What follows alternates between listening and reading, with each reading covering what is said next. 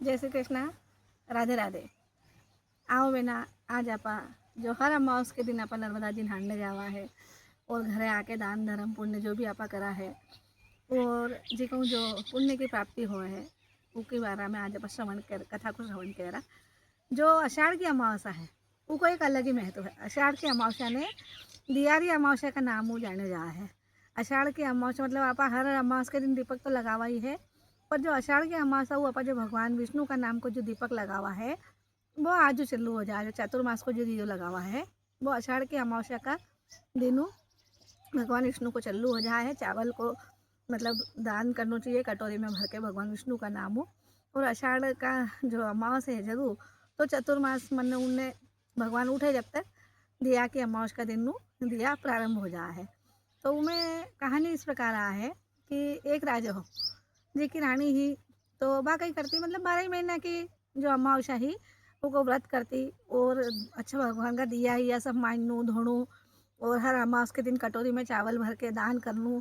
घर पीपल को झाड़ हो मैं हर अमावस के दिन ले जाके दिया उनने मान धो के अच्छी बढ़िया और पीपल का झाड़ का नीचे घी का दिया लगाती ही।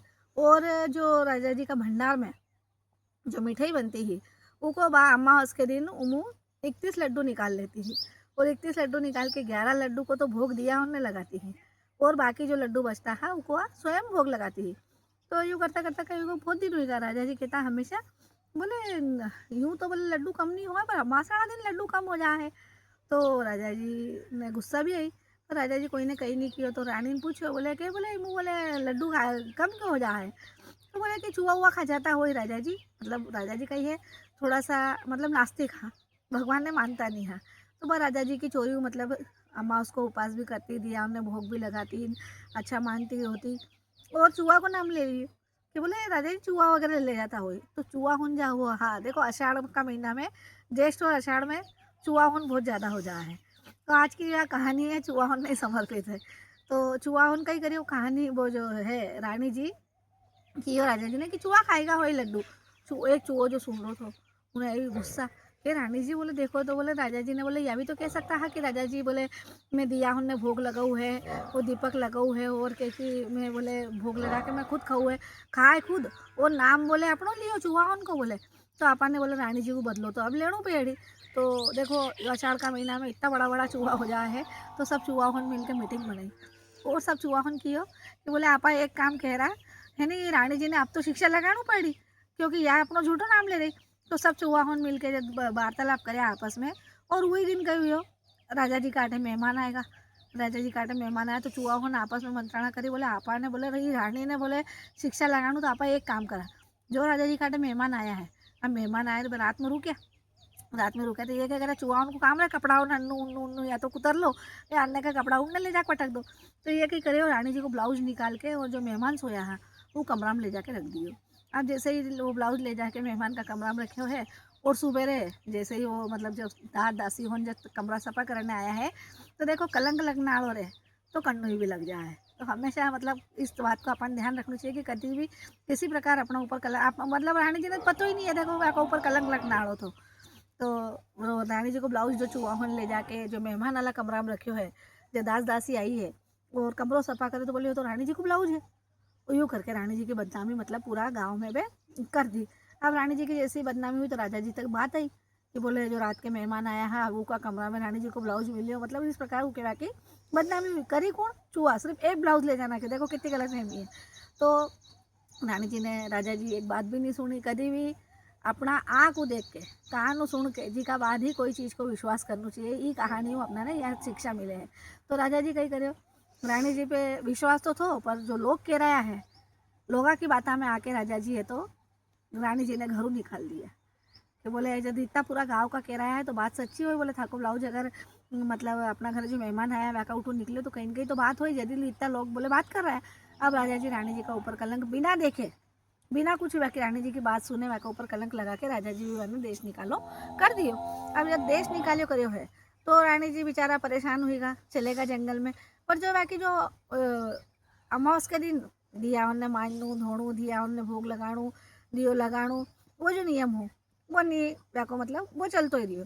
तो वो दिन कई वजह दिया कि अमावस आई आषाढ़ मतलब आषाढ़ की जो अमावस आई है वो दिन रानी जी बहुत टेंशन में है।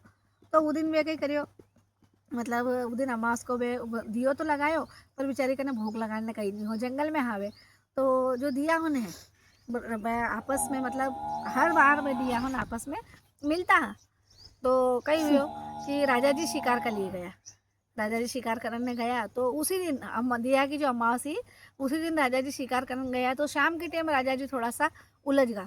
तो पीपल का झाड़ का नीचे रानी जी कही करियो दिया हुन का साथ है खुद को दियो भी लगा दियो पर भोग लगाने कहीं नहीं हो। तो दिया हुन जलता है संध्या घड़ी जो दिया जलता है तो राजा जी उठू निकल के गया। तो दिया हुन आपस में बातचीत करे बोले कि देखो तो बोले मैंने माने तो बोले मैं मतलब सब आपस में बात करे तू किर घर को दियो तू किर घर को दियो। जैसे भगवान एक दूसरे को मिलकर बातचीत करे वैसे ही दिया भी आपस में बात जी के लिए कि कोई भी काम अगर आपा करा है तो दीपक हमेशा साक्षी है। दीपक ने साक्षी को प्रतीक मान्य गयो है जी के लिए कोई भी पूजन हो पाठ हो कोई भी मतलब अच्छो कर्म हो चाहे मतलब धार्मिक कर्म में हमेशा दीपक जलाया जाए क्योंकि अंत तक दीपक ही अपने साथे जा है। तो दीपक की जो साक्षी है वह हमेशा सत्य की साक्षी रहे। तो राजा जी कई करे हुए दीपक पीपल का झाड़ खाने से जब राजा जी रुके है तो सब दिया आपस में बात करें कि तू किर घर को दियो बोके में एक घर को दियो बोके में एक घर को दियो। तो राजा जी घर को जो दियो हो उन्हें भी सब पूछे बोले तू आज इतना उदास क्यों है रे बोले तो हमेशा तो बोले हर अमावस के दिन बोले बहुत खुश रहे और आज तो थारी मतलब आषाढ़ के अमावस से बोले और तू आज उदास क्यों है। अरे बोले भैया बोले कहीं करूँ महादेव तो है नहीं जो मालकिन है रानी जी बेचारी बोले 12 महीना अम्मा उसको उपास करे मैंने खूब अच्छी सपा करे और अच्छी मैंने भोग लगाए सब कहीं करे और आषाढ़ के अमावस के दिन तो बोले हमारी रानी जी बोले मतलब यूँ आषाढ़ के मतलब अमावस सारा दिन कहीं खाए पिए नहीं पर आषाढ़ के अमावस के दिन सब धागा सबका नाम का भी लड्डू रखे बोले वह 21 लड्डू रखे और बोले एक लड्डू बोले वो बाकी का जो बचे लड्डू है वो हमारी रानी जी खा के और पूर्णावती करे। तो बोले चूहा होन बोले रानी जी को झूठो कलंक लगा दियो जो रानी जी को ब्लाउज हो वो मेहमान कक्ष में ले जाके रख दियो और जो दास दासी है रानी जी का ऊपर झूठो कलंक लगा दियो कि बोले मेहमान का कक्ष में बोले रानी जी को ब्लाउज निकले हुए तो हो सके रानी जी को चरित्र खराब है। अब राजा जी बोले जो वहाँ का राजा जो है वे बोले न तो रानी जी की कोई बात सुनी और न रानी जी ने कोई के साथ देखी जी का बात भी अनसुनी बात पे और बोले राजा जी नहीं देखी जी का बात पे बोले विश्वास करके हमारी रानी ने बोले जंगल में निकाल दिया है। तो रानी जी बोले मैंने दीपक तो लगा दी हमारा बत्ती तो लगा दी पर आज हमारी रानी कहने बोले थान सब ने भी भोग लगाने के लिए कहीं नहीं हमारे कने और बोले रानी जी स्वयं भी भूखा है। राजा जी की एकदम आँखें खुली कि देखो दीपक साक्षी है बोले हमारी पत्नी का मतलब चरित्र को और मैं लोगों का कहना पे बोले हमारी पत्नी ने बोले मतलब घर मुँह निकाल दियो कई मालूम कटे कटे फिर रही है बोले वह।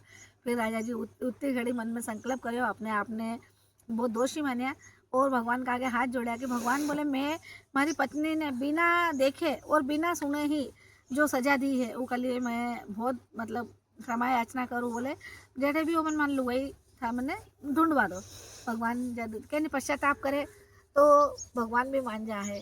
भगवान ने दया आई और भगवान जेठे की पत्नी ही राजा जी ने घोड़ा से ही उठे लेके गया है ब्राह्मण का रूप में आके बोले ये है था कि पत्नी बोले और बुआ को कोई दोष नहीं है बोले वो तो सब चूहान की करामात थी बोले ये आषाढ़ का महीना में जो चूहान ज़्यादा हो जाए और रानी जी बोले झूठ नहीं बोले पर मैंने कही है था कि जो प्रवृत्ति है वह धार्मिक प्रवृत्ति नहीं है जी का लिए बोले राजा जी बोले रानी जी चूहा को नाम लियो हो तो चूहान बोले रानी जी का साथ है बोले तो सब जो रानी जी का साथ जो घटना हुई है या चूहान की वजह हुई है बोले।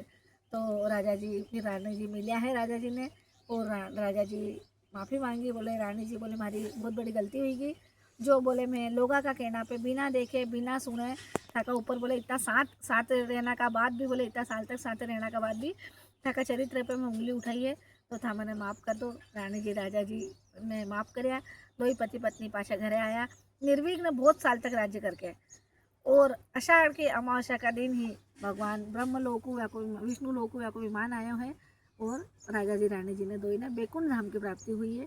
इसी सब ने हो बोलो राधे राधे।